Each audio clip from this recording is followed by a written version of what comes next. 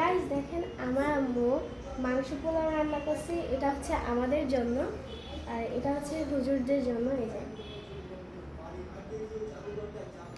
আর এটাও এখানে অনেকগুলো ডিম। কার জন্য এটা? হুজুরদের। খেজুর হ্যাঁ, খেজুর হুজুরদের। এইটা মসজিদে দিব। হুজুরদের, এইটা হুজুরদের আর এটা হচ্ছে আমাদের। আচ্ছা দুজন আসো। আর গাইস আমি রোজা রাখছি, সবাই কয়জন আসতেছো? কতগুলা আর কথা সবাই দোয়া করবেন, আমার মেয়ে আজকে রোজা রাখছে।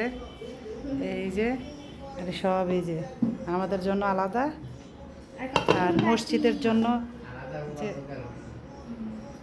ইফতারি। কত কিছু খাবার।